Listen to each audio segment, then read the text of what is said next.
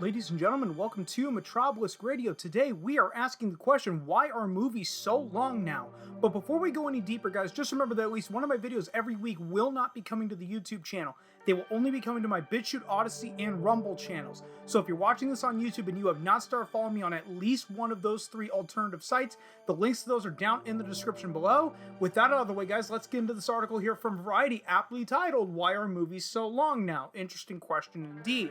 Did a chill go down your spine when you noticed Robert Pattinson's The Batman was just shy of 3 hours? Maybe you feel, along with other comic book enthusiasts, there's no such thing as too much Bruce Wayne.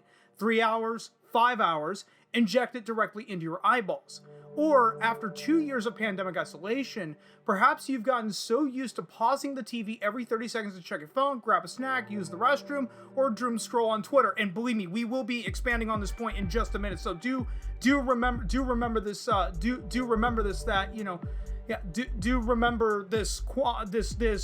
quandary here of, pausing the TV every 30 seconds. The thought of spending 180 uninterrupted minutes staring at a silver screen is so daunting, you've considered skipping The Batman altogether. Movie makers take all those reactions into consideration when they deliver their final cut.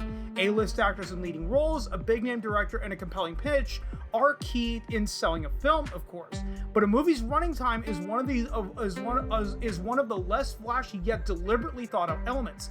Unlike precisely timed network television shows, movies have flexibility. But there are good reasons why studios and directors want to avoid bloat, though in some instances, it's unavoidable.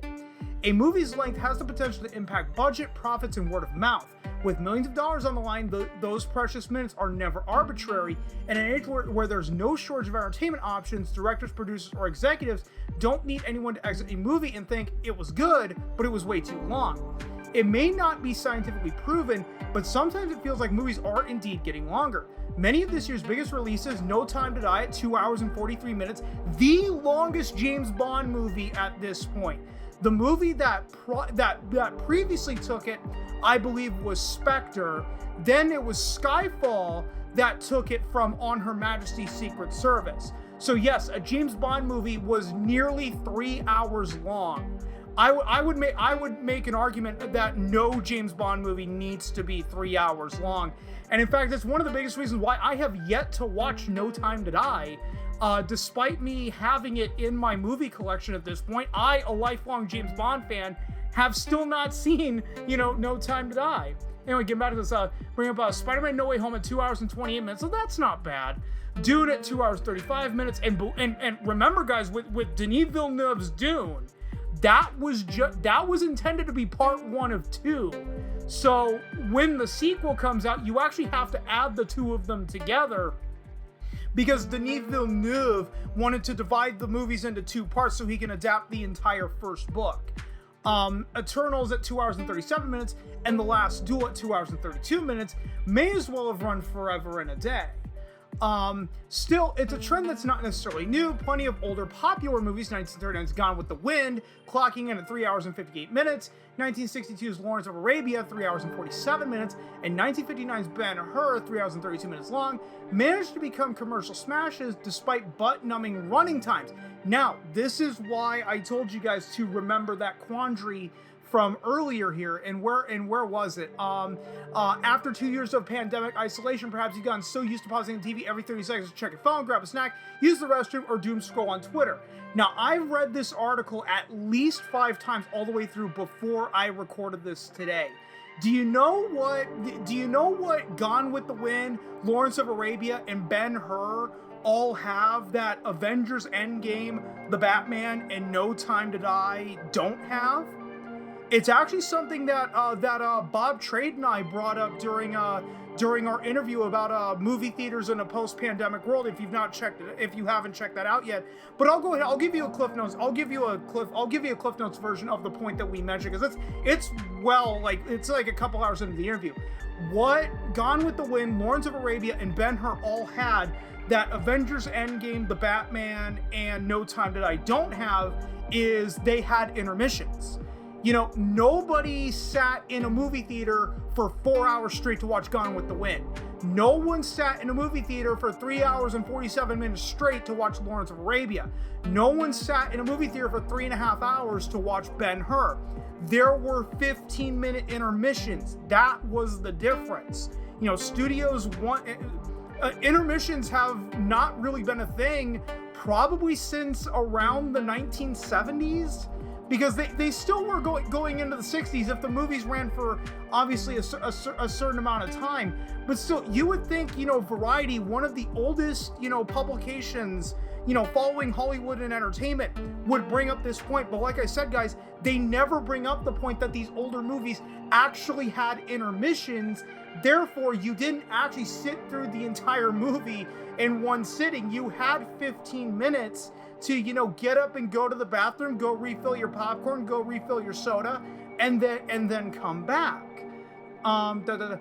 Ditto recent hits like Spider-Man and No Time to Die. Those examples prove there's not always a negative correlation between the length of a movie and its success. Most of the highest grossing films in history fall between 2 and 3 hours, and only one Oscar Best Picture winner, Annie Hall, comes in at just an hour and 30 minutes. Streaming services don't face the same financial pressure as traditional studios, so they don't require such rigid guidelines. Since Netflix allows the freedom for Martin Scorsese's The Irishman to be 3.5 hours, Zack Snyder's Army of the Dead to be 2 hours and 28 minutes, or Spike Lee's Da 5 Bloods to be 2 hours and 34 minutes, it's harder for the old guard to impose strict limits on filmmakers.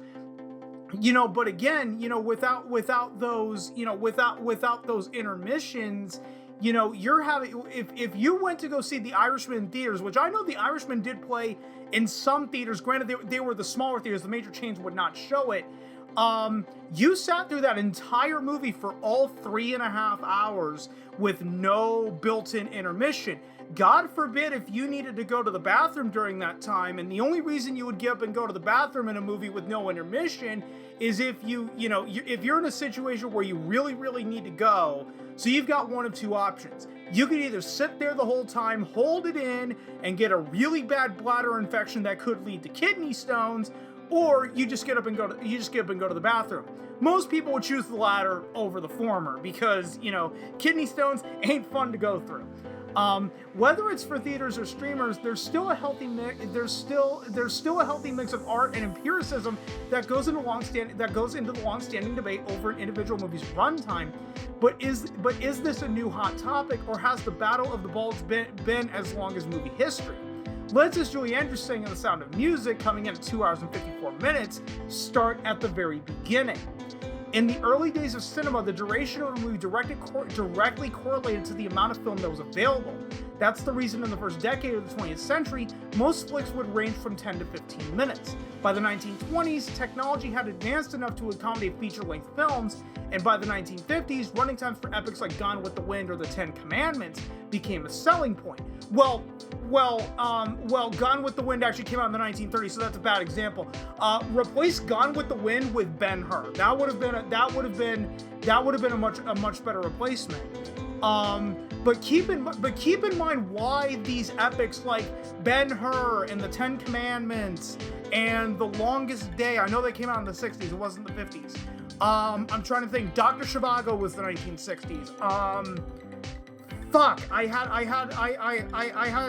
had a couple of movies off the top of my head, and I can't think of them anymore.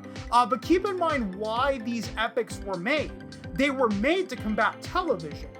So you had Ben-Hur and The Ten Commandments and The Longest Day. They were all shot in widescreen. Actually, no. I'm gonna take The Longest Day out of this one because it's a bad example, and you'll get in just a second. Or Dr. Zhivago. All of these movies were shot in widescreen and in color. I believe The Longest Day was still in black and white. But still, so not only were The Ten Commandments, Ben-Hur, and Dr. Zhivago all shot in widescreen and in color, as a result, you could only see it at a movie theater because otherwise they'd have to shrink the image down so much that you would miss all of the action that was happening on the sides. So if you wanted to watch The Ten Commandments, Ben-Hur, or Dr. Zhivago, you went to the theater to go watch it, something that you couldn't just watch on television. Again, I think another point that they don't even bring up in this article with the epics. It's not just the fucking runtime. It's also the fact that you couldn't see these movies on television. It'd be very, very freaking difficult, as I said, because you would miss all the actions on the side. So you would get a much smaller picture if you only saw it on television and syndication, even going into the 1970s, 1980s.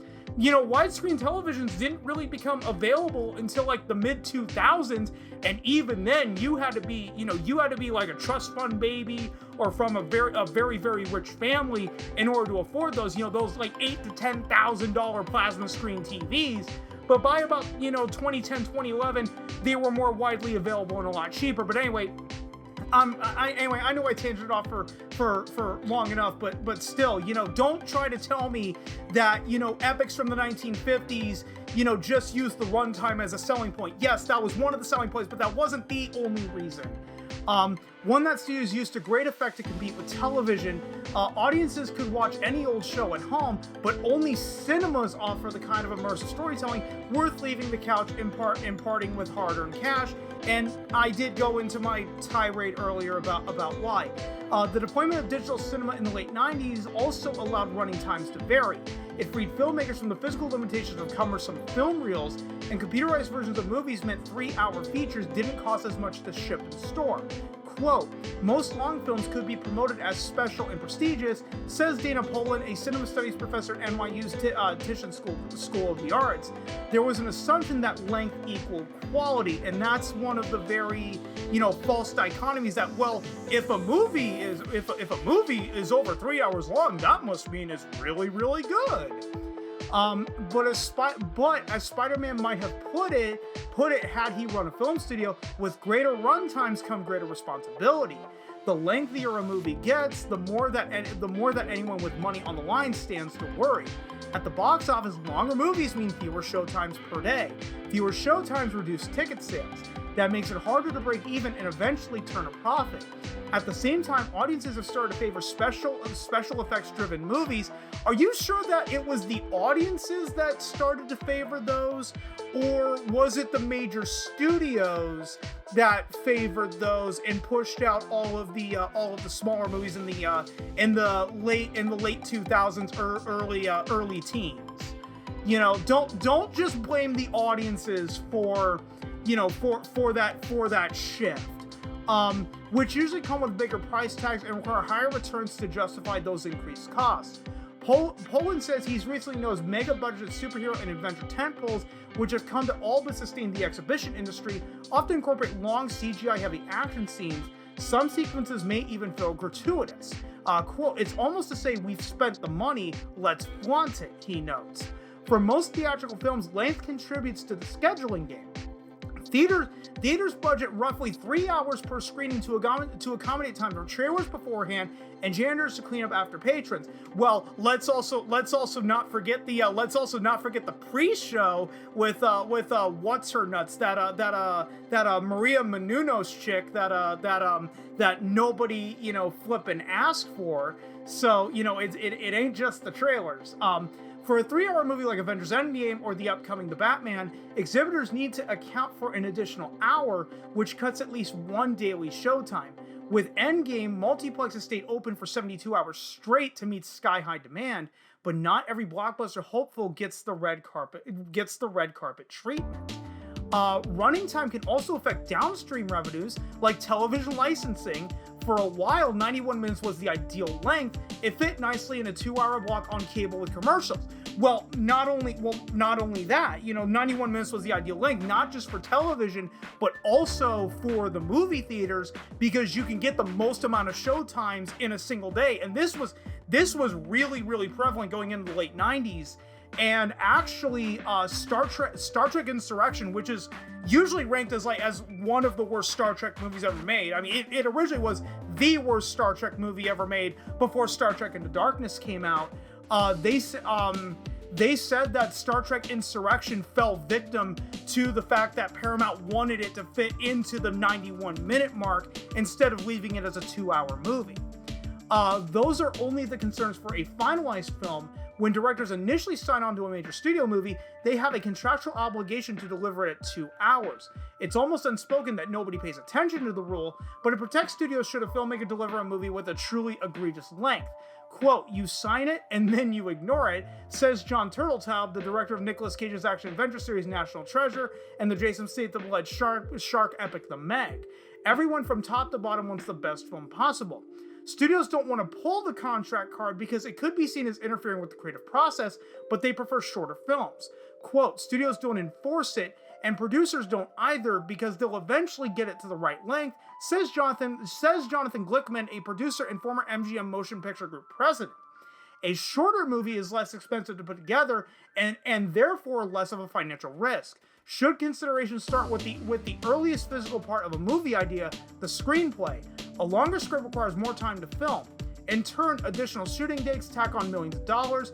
With a visual effects driven film, an extra 30 to 60 more minutes of screen time can increase a budget by as much as 25%, one source at a major studio estimates. The more footage on tape, the more time is needed in post-production stages, which adds some $50,000 to $100,000 per week, the insider adds. That takes into account aspects like audio mixing and sound editing. It also requires more days to have actors on set. During the pandemic, longer filming schedules means a greater risk of having a COVID-19 outbreak delay production. Look at what happened with the Batman. How many times did that movie get pushed back because of all the COVID restrictions? Overall, trimming any excess before cameras begin rolling can be a difference of tens of millions of dollars. Quote, "These battles exist from the moment you begin your movie," says Turteltaub. There's a phrase in writing that refers to cutting favorite. I know I'm talking a little too fast, so I'm going to slow down a bit. There's a phrase in writing that refers to cutting favorite digressions in favor of a tighter narrative. Kill your darlings. The one surefire way to get directors in a murderous spirit: test screenings. Once a movie is in a malleable place, select audiences get to watch it early. According to experts in the craft of audience research, critiques usually come down to 3 points: pace, does the movie drag, ending, can it stick the landing, and general confusion about the plot. The villain is doing what? And again, I would say all three of those are good, are good things to critique. Is that, you don't want a 2-hour movie feeling like a 5-hour ordeal. That's just bad pacing. And again, you don't want to have a movie with a shit ending. You don't want to subvert expectations, because that can be a bad thing if you're trying to be unique and the ending doesn't necessarily stick the landing. And then obviously general confusion. Is your movie too complicated for its own good? Removing the fat is easy. Turteltaub says the first cut of National Treasure included everything but the kitchen sink, was 3 hours and 45 minutes. Quote, "There was a ton of bad," he says. "It's getting rid of the good for a better good." The final product clocked in at 2 hours and 11 minutes. For the sequel, he estimates 40 minutes were lifted out of more complete version of the movie. Quote, "That's a big chunk. As the filmmaker, you're sure you need all that to tell your story. There's one actor who is only in that 40 minutes, and you need to call them," Turteltaub says. Test screenings can also work in a filmmaker's favor. After enthusiastic previews, Chris Columbus, who directed Harry Potter and the Sorcerer's Stone, says Warner Bros. Did not give him any pushback about the film's sprawling 2-hour and 32-minute runtime. Making a kid sit for that long is usually a tall order. The Adventures of the Famous Boy Wizard proved an exception. Harry Potter is one of several big properties, including Marvel and James Bond, where running time doesn't play a factor. I would argue James Bond, it definitely plays a factor. You understand that I recently looked all these up, all the James Bond runtime. There's only 8 or 9 James Bond movies that are longer than 2 hours and 10 minutes. Out of a movie series, out of 25 movies in the I hate to use the term official canon, but you have to use that term official canon because some might say, well, what about 1967's Casino Royale and 1983's Never Say Never Again? But still, only 8 or 9 of the James Bond movies truly exceeded 2 hours and 10 minutes. For rabid fans, longer can sometimes mean better, not always. You know, that is a false dichotomy. You know, oh well, you know, this movie is 3.5 hours long. That must mean it's really, really good. And then you walk out, the movie, you could have shaved like an hour off, and it actually would have been better. Is the worst feeling you can ever have coming out of a movie. Quote, we did the focus group, and all the parents said the film is too long, and all the kids said it's too short. I knew it was working when I saw kids sprinting to the bathroom and sprinting back because they didn't want to miss anything, Columbus recalls. Kevin Goetz, a veteran movie researcher, says filmmakers, producers, and studios take comments like "it's too long" quite seriously. Experts have come to understand the complaint is a Rorschach test of sorts. It can mean many things. Is it boring? Too repetitive? Does the plot take forever to get going? Does the middle drag? Do audiences feel it'll never end? There's a delicate way to balance any disagreements between involved parties, he adds. A handful of directors like Christopher Nolan and Steven Spielberg have final cut privileges, which is the ability to determine the version of a movie that plays in theaters, and Goetz says even those heavyweights take feedback into account. And keep in mind, you know, directors like Nolan and Spielberg are definitely the exception and not the rule in this regard. Quote, all the greats I work with absolutely listen to audiences, says Goetz, who wrote the book Audienceology, How Moviegoers Shape the Films We Love. So then why, after all this careful consideration at every step of the filmmaking process, does it still feel taxing to watch some movies? It's not for lack of trying. Many executives blame it on the rush to meet a release date. There's less time to make surgical edits that would prevent moviegoers from dozing off. In certain instances, directors can make the final decision to preserve scenes that others may view as indulgent. And once editing is always significantly underway, it's easier and less expensive, for better or worse, to keep it all on screen. At the end of the day, making movies isn't an exact science. There's no formula that determines how long it will take to tell a compelling story, or to know with any certainty the exact moment that an audience member will start to get bored. But there are a few important rules of thumb. Quote, no movie is good because it's too long, and no movie is good because it's short, Turtletop says. But I'd rather see a short, shitty movie than a long one. And guys, I'm going to go ahead and conclude it with my own thoughts with this. You know, the question of you know, why are movies so long now? What I cannot stand with a lot of movies is movies that can't justify their runtimes. You know, was there a reason for Silence to be nearly 3 hours long? No. You know, you probably could have fit that in a 2-hour movie, and it would have been better, because that movie just drags and drags and drags and drags. You know, it's one of the biggest reasons why I haven't watched Zack Snyder's Justice League is self-indulgent. You know, the self-indulgent Zack Snyder cut of Justice League that's over 4 hours long. And from what I heard, the first 2 hours can be distilled down into just 45 minutes. So again, if you have a movie that justifies its runtime, like Peter Jackson's Lord of the Rings trilogy, I'll even throw in his King Kong movie, in my opinion, does justify its very long runtime, then it's not a problem. But if you have a situation where, you know, it's like you've got filmmakers like Zack Snyder or Christopher Nolan that leave stuff in that can be described as very self-indulgent, Martin Scorsese is just as guilty of this too, then that's also a very, very big problem long term, because again, you know, going back to Turtletop's final statement, you know, what does he say word for word? I'd rather see a short, shitty movie than a long one. I'm with him on that. I would rather watch, you know, a really, really bad 90-minute movie, because, you know, worst case scenario, I just wasted 90 minutes of my life. It's no big deal. But, you know, you watch a 3.5 hour movie and it turns out to be complete crap. You just wasted 3.5 hours. So again, I'd rather be in the position where, you know, I still have an extra 2 hours because I watched a shitty 90-minute movie rather than a shitty 3.5 hour movie. And guys, I'm going to go ahead and end it right here, because I know this ran this probably ran longer than it needs to be, but, you know, I do tend to tangent off, you know, to a fault at times. I'll be intellectually honest enough to admit that. So I'm going to go ahead and end it right here, guys. If you stuck around this long, thanks so much for doing so. And if you've been following me long enough, you know I'm terrible at ending these videos, so I will just see you guys on next time.